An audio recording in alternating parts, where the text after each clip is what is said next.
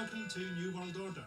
A test and trace app has been launched in England. Unfortunately, the elderly will have to be shown how to download the app by a young person, and the proximity will make it inevitable that they get COVID and die.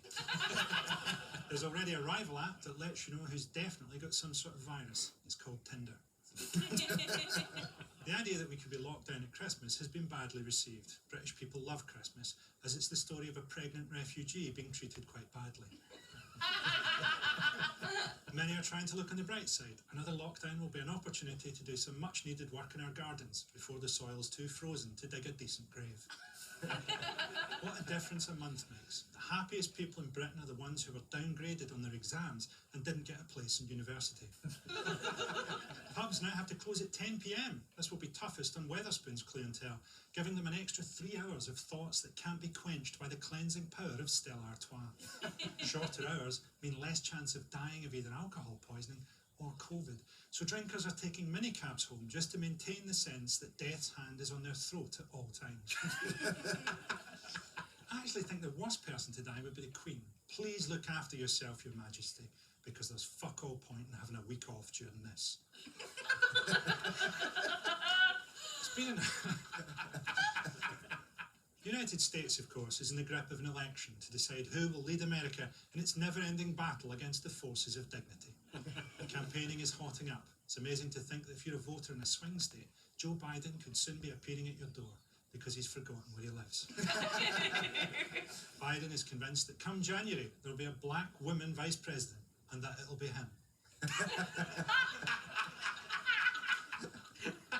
Okay, let's get on with the show. Joining me tonight to discuss the week's big topics are Miles Jupp, Jamali Maddox and Kerry Pritchard McLean. Welcome, guys. What have you been up to, Kerry? I've been keeping a keen eye on those going to university. I do feel so sorry for them because they've gone through that whole thing of like the A-levels, like trauma of all that, and now they're like, oh, finally going to university and they're all in lockdown. When I was in uni as a fresher, like if I was going to have a one-night stand, you're like, the risk is that they've got chlamydia or a sports science degree. And now you've got to look at someone across a nightclub and go, are they fit enough to lose my taste and nan for? And I just think it's another stress that these poor kids don't need. What about you, Miles? What have you been up to? I got very interested in the track and trace app, and it's absolutely fantastic. It's sort of like a kind of post-apocalyptic version of Pokemon Go, really. And I've sort of wandered around with the app where I live, looking for coronavirus, and I think I've collected all of it. So a bit of a triumph. What about you, Jamali? What have you been up to? I went Norwich for the weekend. Clang. Yeah, I like to pop up where you least expect me. That's it, shit. They try and excite you about things that ain't exciting. Like, oh, we got a canal. So, I've got one in Camden. It's got crackers that dance for £1. Did you see the cathedral? Yeah. I hear that's good. Nah. Absolutely not. What a waste of time. What did you go there for? Just, It feels like you were establishing an alibi. So, first up, the Union is over and England will be fine on its own unless there's a massive recession for some reason. Great Britain, like my pelvis, is slowly but surely crumbling. But is it wrong to cling on to the past? I'm perhaps not the right person to answer that question, as 20 years after my grandmother's death, I'm still wearing her underwear. Hard not to feel that pretending to be normal for the 2012 Olympics has absolutely exhausted this country. Calls for independence for Scotland or Wales or a united Ireland tend to be met by the British state with a list of fearful consequences. No positive case for a political union has been made for a long time. But there's no way back for the union. Right at the very end of the before times, Boris Johnson delivered a New Year's message in which he set out a buoyant vision of Britain's future and pledged to turn the page on division, rancour and uncertainty. And he's been true to his word. Gone is the division, because we're all fucked. Gone is the uncertainty, because we're all certainly fucked. And gone is the old rancour, to be replaced by lots and lots of new rancour. Joining us to discuss the State of the Union, please welcome writer and podcaster Blind Boy Boat Club.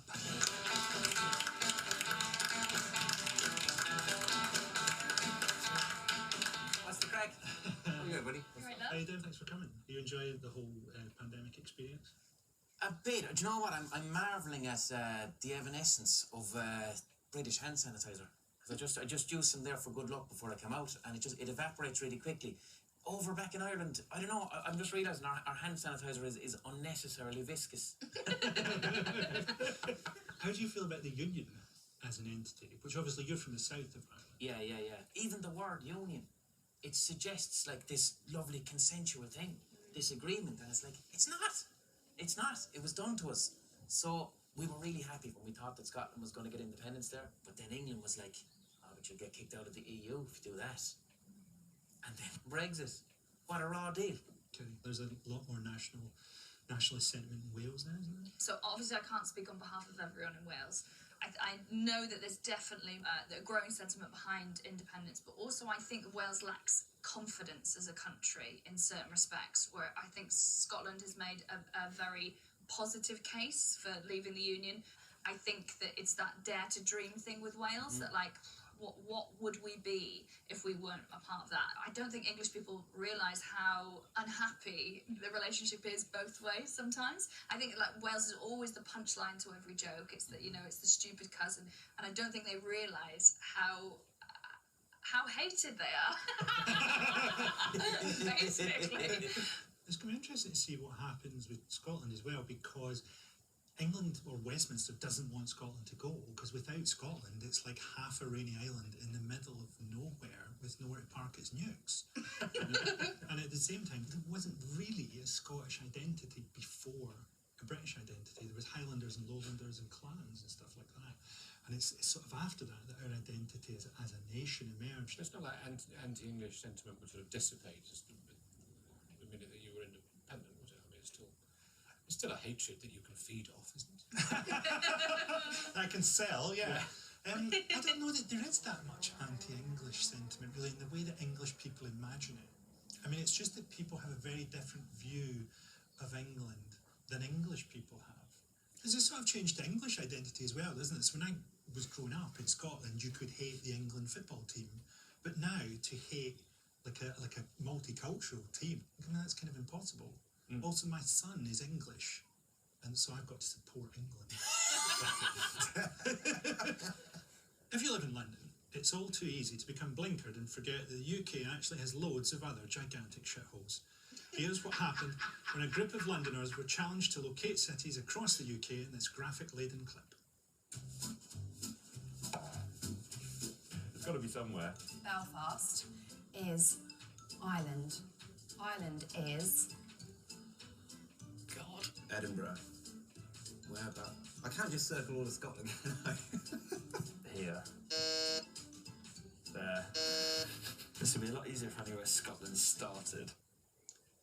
The guy in the hat definitely works in a bike shop that is also a coffee shop. Can we consider the possibility that the people in that video, the sort of unwashed Jack Whitehall sort of figures, are good-hearted people who just happen to be bad at geography? They're not that bad. They'd have probably got an A star this year. And here's that thing, when you live in London, it becomes the centre of your world because everything's just there, and you can never leave London and be fine. Well, clearly, I mean, if the experience of going to Norwich absolutely just makes you lose I was told. shit. Do you know what I mean? There's only so much you can cope with, Jamali, essentially. What annoyed me about that was, like, I know the reason they don't know where Ireland is because in the education system, if you speak about Ireland from an English or British perspective, you have to talk about 800 years of utter brutality. You have to talk about millions of people dying in the potato famine. So Ireland is just this thing that's briefly mentioned in British history, and then you move on from it. And if they don't know what Ireland is, they don't know what the Good Friday Agreement is, and that has real consequences, you know. If only politicians could put superficial differences aside, they might realise that deep down they actually hate each other. Here's an embarrassing snapshot of communication failure from Parliament. A baffling exchange from 2018 between the SNP's David Linden and Tory backbencher Sir Paul Beresford in a sparsely attended debate.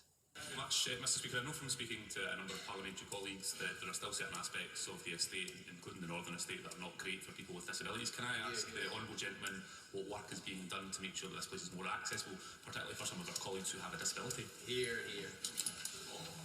I'm sorry, it must be something to do with my antipathy and background. Could you please repeat the question, because I didn't follow it? Oh well, Very popular today. I was saying that a number of parliamentary colleagues who have disabilities do find it quite difficult getting around certain parts of the state. Given that we're doing this refurbishment work, what can be done to make sure that those with a disability are able to move around more freely and the place is accessible? I'm really sorry. Please, could you do it very slowly and intimidating English? Thank you. Just give any old answer. I think the answer. I think the answer might be helped if you can reply in writing when you're ready. Chris. This is why my motto is everyone understands the language of violence. You think you just pretend and just make up an answer and just go, well, we're looking into it. Yeah. That pretty much answers everything. My right honourable friend makes an excellent point. In Wales, there's people, they'll go, oh, you're from Wales. Yeah. And they'll do an accent to you, and it's always south, whereas I'm from the north, and if I do like a north, so where I'm from, people talk like this, it's a completely different accent, and if you go closer to the border, it's like there's a bit of Scouse in it as well. Yeah. So that's our accent in the north. No one even recognises it as being a Welsh accent. I'm interested in is the subtle language of power that's used. He said the word Antipodean. It's a colonial British word that it means the opposite side of the world. This is a place where I don't live. Or the word expat. Expat means, oh, I don't really live there. I'm not one of them. I'm of the empire. It also means you don't learn the language. Yes. And I will ask for an omelette for dinner. He might as well have been saying, I am not listening, and what is more, I never will. So, the way the different countries in the UK responded to COVID-19 highlighted the divisions in the Union. One lucky reporter was granted access to the border between England and Wales during lockdown to see the confusion play out in this charmingly bleak and socially distanced report. For the 8th weekend in a row, Dyfed Powys police were stopping tourists in the Brecon Beacons, and near Ystrad Fellter they met Ben Mitchell, who didn't know Wales was still locked down and didn't know about devolution. So even though, like, Boris says, like, you can do what you want, go where you want... Yeah, that's England. But don't we control England as well? That's Wales as well? Because it doesn't state nothing on the news, you cannot drive it. This man had come from Devon to feed his dog. This man was from Bridgend. He was given a ticket because he couldn't give police the name and address of his mother-in-law that he said he was taking food to. How important do you think it is that we stay in because of the coronavirus?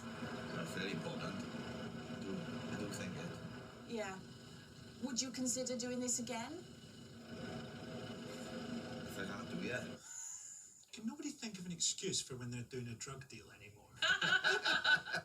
Everything about that, if you couldn't hear the sound in that and you were just watching that, silently in a corner of a pub, you would assume that was a news report about a series of absolutely brutal murders. Just a load of sort of roadblocks, fences put up. How did it make you feel as Welsh people when your man said, don't we control that too? But that is so common. It's really common. If the Irish heard that, we'd be getting out a fucking Ouija board trying to talk to Gaddafi. You can see why people are confused though, because like 2 weeks later they're giving these people vouchers to try and get them into Wagamamas. Thousands of hectares of Scotland are owned by aristocrats, with anyone allowed to buy vast tracts of land with almost no checks. And landowners' behaviour is often criticised by environmentalists and locals. Scotland's largest landowner is the enigmatic Duke of Buccleuch. Channel 4 reporter Alex Thompson tried to interview the elusive Duke in this eye-opening report. The Duke of Buccleuch owns over 200,000 acres in Scotland, 11,000 in England. He's an aristocrat. He may invite us in. Hello, anybody home? The Duke's not home then. No, he's not here now. Right. Hello, am I speaking to the Duke of Buccleuch? Yes, Judah, I'm so sorry for you. I don't know what's wrong with you. I'm sorry. He said he couldn't hear us. Curiously, all further calls went to voice message. I enjoyed the whole, I'm sorry, I'm too rich to hear. I like to think that the guy's got such a big set of estate that that first guy with the glasses, he's just moved in like squatting and no one's noticed yet. He just lives there. Do real conversations happen in Britain where it's like, holy fuck, who the fuck are these people and how do they own all this shit? We do think of land ownership as like, they're harmless, eccentric, fun, old people. And they like to, I think there's a bylaw. A member of the royal family is legally allowed to wipe their arse on a swan's neck, which means someone had to do it. Well, it's a bit like pickpocketing. They think, well, if you can get away with it, fair play, I suppose. Christ, I wouldn't fancy that. It can break a man's arm. Imagine what it'd do to your arm. It would wear you like a puppet. You're like, oh, this is how Emu felt. Right. Thanks to Blind Boy Boat Club.